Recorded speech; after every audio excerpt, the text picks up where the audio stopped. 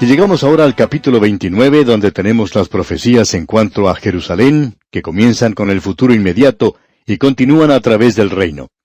No vamos a entrar en detalles aquí, pero en primer lugar tenemos a Jerusalén, su historia y profecía, donde vemos a esta ciudad hollada por los gentiles. Luego tenemos a Jerusalén, su significado y mensaje.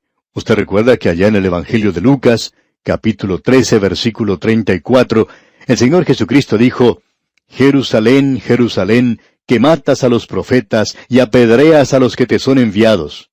¿Cuántas veces quise juntar a tus hijos como la gallina a sus polluelos debajo de sus alas, y no quisiste? He aquí, vuestra casa es dejada desierta. Y luego podemos decir: honor y gloria, bendito el que viene en el nombre del Señor. En el versículo 1 del capítulo 29 de Isaías tenemos lo siguiente, leamos. Ay de Ariel, ciudad donde habitó David. Añadid un año a otro, las fiestas sigan su curso. Ahora, ¿qué o quién es Ariel? Es necesario establecer el hecho de que Jerusalén es la ciudad designada bajo el título de Ariel. Ariel significa león de Dios. Y se utiliza ya en el segundo libro de Samuel, capítulo 23, versículo 20, en referencia a Benaía, hijo de Joiada, hijo de un varón esforzado. Este mató a 2 leones de Moab, es decir, a 2 hombres como leones. Ahora la palabra usada es Ariel. En Ezequiel capítulo 43, versículo 16, la misma palabra se traduce como altar. Esta palabra puede significar bajo ciertas circunstancias el altar de Dios.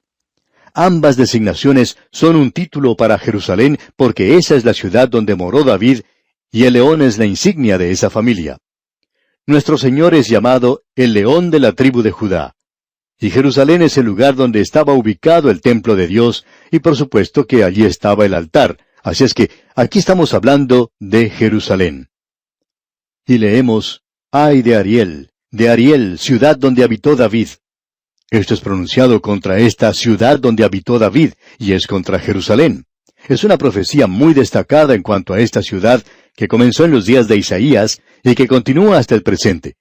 Uno puede caminar por las calles de esa ciudad hoy y podrá apreciar que esta profecía se ha cumplido y seguirá cumpliéndose en el futuro. Ahora en el versículo 2 de este capítulo 29 leemos, Mas yo pondré a Ariel en apretura y será desconsolada y triste, y será a mí como Ariel.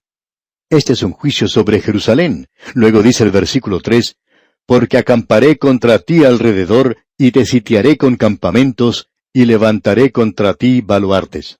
Nabucodonosor no había llegado aún, pero él vendría contra la ciudad y la destruiría.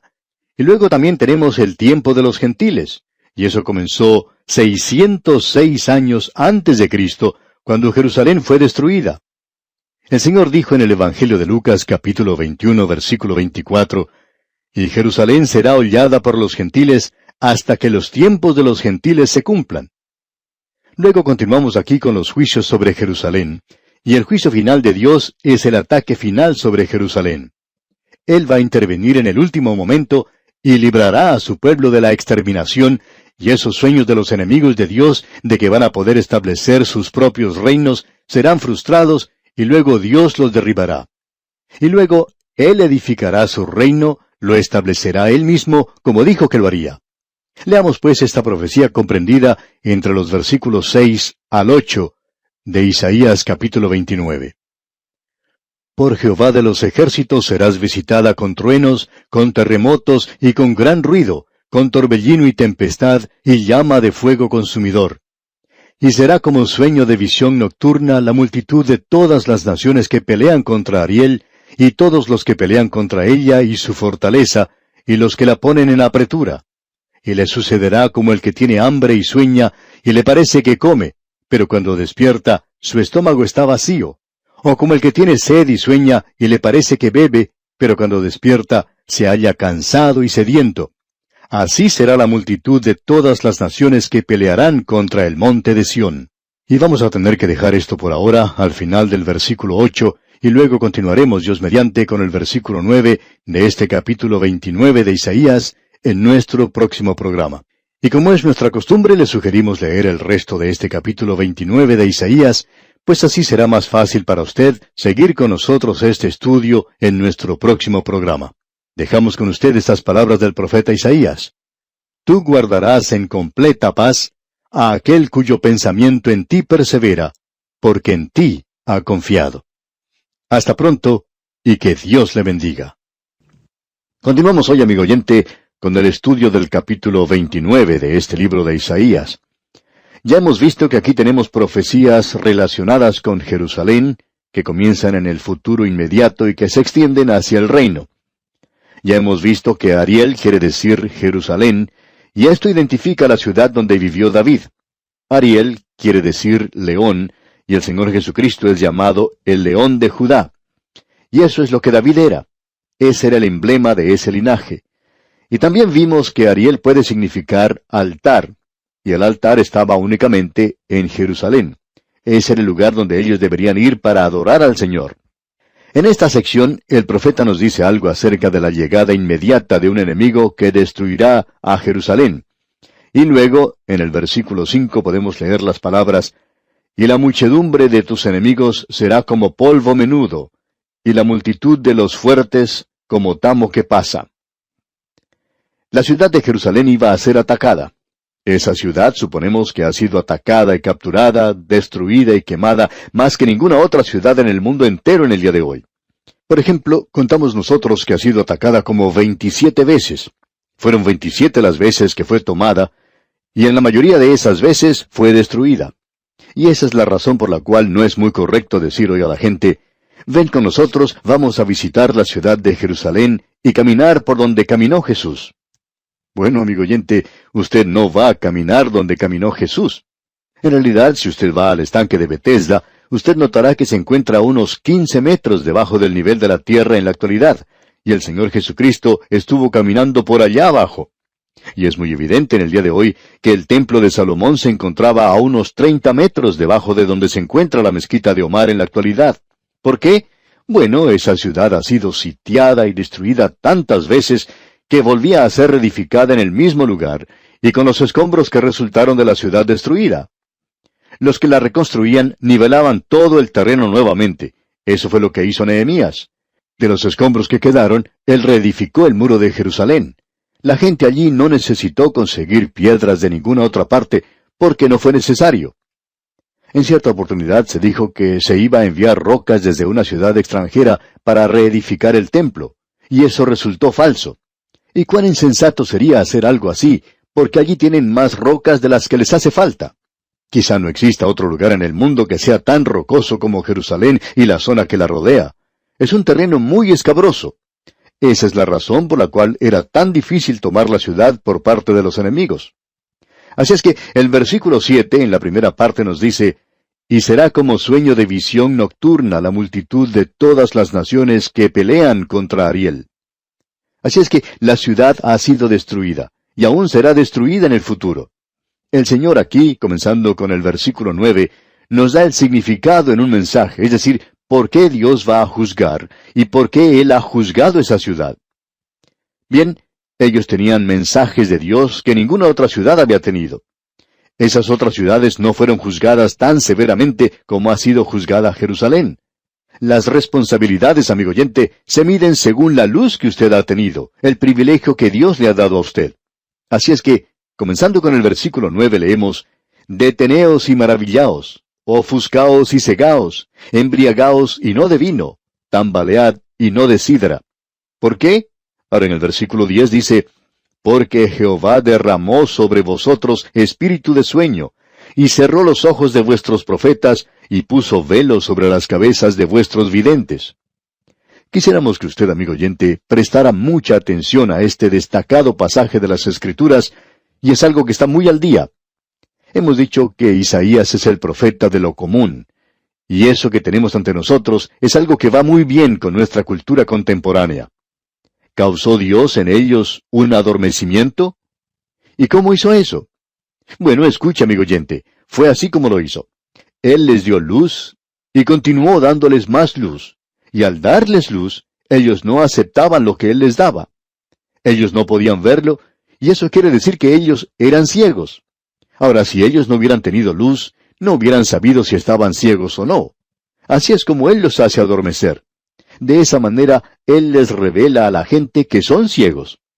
Y el versículo 11 nos dice, «Y os será toda visión como palabras del libro sellado, el cual si dieren al que sabe leer, y le dijeren, lee ahora esto, él dirá, no puedo, porque está sellado». Esto está muy al día. Usted probablemente ha escuchado a muchas personas decir, así como lo hemos escuchado nosotros, quizá a ministros o profesores de seminarios que dicen, bueno, usted sabe que el libro de Apocalipsis es un libro sellado. Nadie lo puede entender. Amigo oyente, eso es lo que la gente decía en los días de Isaías, en cuanto a las profecías de Isaías, y también en cuanto a las profecías que tenían en esa oportunidad. Ellos tenían la palabra de Dios y decían, bueno, uno no la puede entender. Amigo oyente, ellos no querían entender. Y el versículo que sigue, es decir, el versículo 12 de este capítulo 29 de Isaías, dice, «Y si se diere el libro al que no sabe leer, diciéndole, lee ahora esto, él dirá, no sé leer». Alguien presenta esta clase de excusas hoy y dice, bueno, estoy demasiado ocupado, yo soy un creyente y en realidad quiero vivir una vida de un cristiano, pero ese programa de 5 años, bueno, eso es demasiado y no puedo darle esa cantidad de tiempo. Pero amigo oyente, dicen eso porque es la palabra de Dios.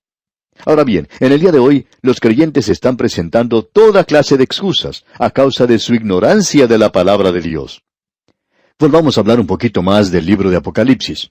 Se dice de este libro que no está sellado. En realidad, la palabra griega Apocalipsis quiere decir revelación, o sea, quitar el velo. Dios quitó el sello de este libro para que usted lo pudiera comprender. Y en cierto sentido, el libro de Apocalipsis es probablemente el libro más sencillo de toda la Biblia. Eso quiere decir que usted tiene que haber leído los otros 65 libros antes de leer el libro de Apocalipsis, porque este es el último libro de la Biblia. Usted no comienza con ese libro. Hay muchas personas que hacen eso, pero es necesario, amigo oyente, estudiarlo de último. Y entonces, cuando usted hace eso, descubre que es el libro más sencillo en la Biblia. Usted podrá apreciar eso cuando nos toque estudiarlo. No hay ningún otro libro que sea tan organizado. En realidad, es el libro más fácil de bosquejar. Podemos tener problemas con un libro más pequeño, sin embargo, no ha habido problemas con el libro de Apocalipsis. Es un libro que prácticamente se bosqueja a sí mismo. Es un libro que, según creemos nosotros, está tan claro y límpido como el sol del mediodía. Ahora usted dice, bueno, eso es algo simbólico porque es un libro sellado. Se supone que nosotros no debemos comprenderlo.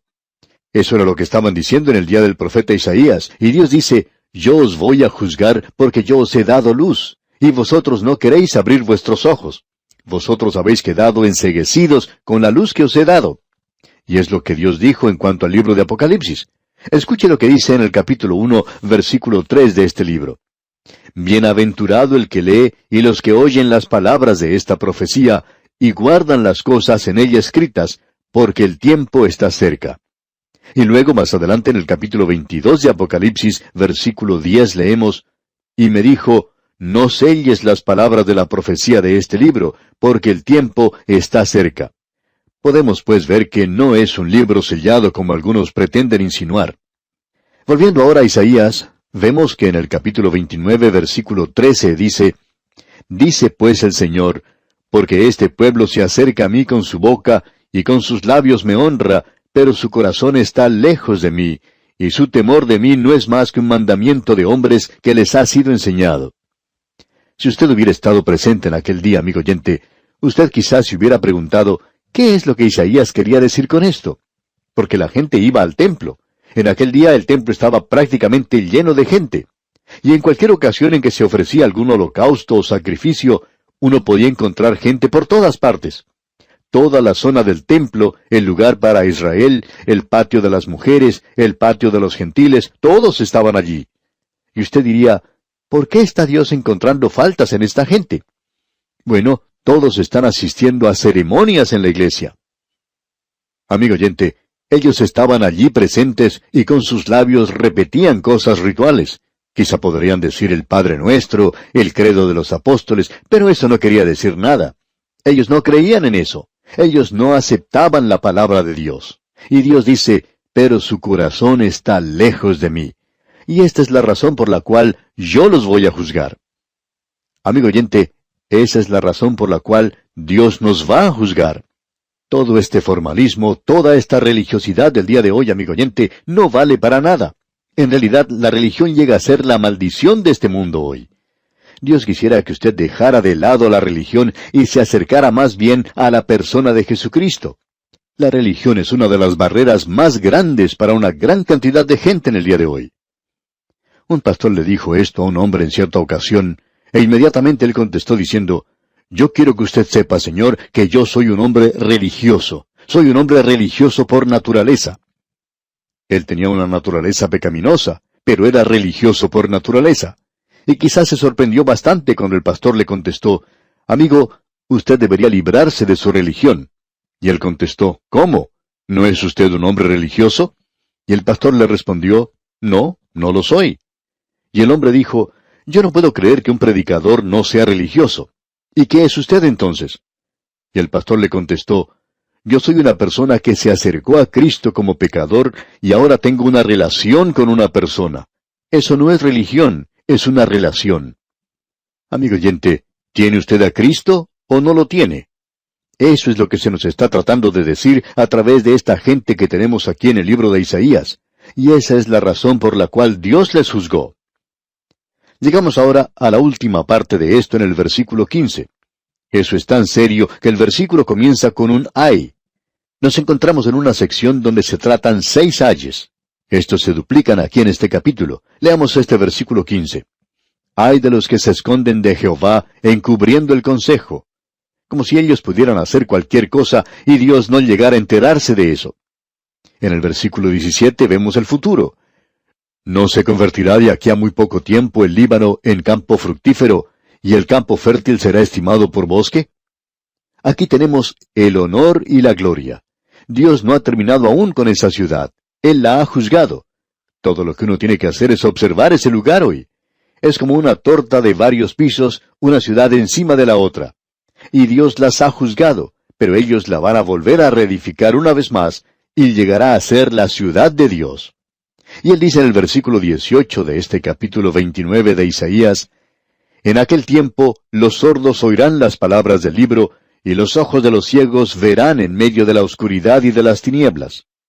Los sordos oirán, y los ojos de los ciegos verán. Y en el versículo 29 continuamos, «Entonces los humildes crecerán en alegría en Jehová, y aun los más pobres de los hombres se gozarán en el Santo de Israel». De seguro que usted conoce ese antiguo refrán que dice, «No hay peor ciego como el que no quiere ver». Y en el día de hoy hay una ceguera producto de la propia voluntad de la persona. Eso era lo difícil con esta gente. Ahora, en aquel día, en el milenio que vendrá, ellos verán en aquel día. Y veamos los versículos 22 y 23 que dicen, «Por tanto Jehová, que redimió a Abraham, dice así a la casa de Jacob, no será ahora avergonzado Jacob, ni su rostro se pondrá pálido, porque verá a sus hijos obra de mis manos en medio de ellos, que santificarán mi nombre, y santificarán al Santo de Jacob, y temerán al Dios de Israel». Ellos santificarán el nombre de Dios. Ellos van a apartar algo maravilloso. El pueblo de Dios hoy, por medio de sus vidas, por su forma de vivir, debiera santificar el nombre de Dios. Es un nombre santo. Pero, ¿lo tratamos de esa manera hoy, amigo oyente? Ahora, en el capítulo 30, se le advierte a Judá contra una alianza con Egipto. Ellos no deben buscar ayuda allí contra los asirios, sino que deben volverse hacia el Señor, porque Él tiene cosas gloriosas planificadas para su futuro. No vamos a entrar en detalles aquí, porque aquí tenemos un mensaje, y este ya ha sido cumplido literalmente. Aquí tenemos un lugar donde el reino del sur no se unió con Egipto para ser librado de Asiria. Sin embargo, el reino del norte, Israel, para tratar de ser librado, cometió el error de ignorar la advertencia de los profetas. No escuchó eso. Y el relato lo tenemos allá en el segundo libro de Reyes, capítulo 17, versículo 4, y no vamos a leer eso ahora, pero lo interesante de notar aquí es que esta fue una lección para ellos, y el reino del norte fue tomado cautivo.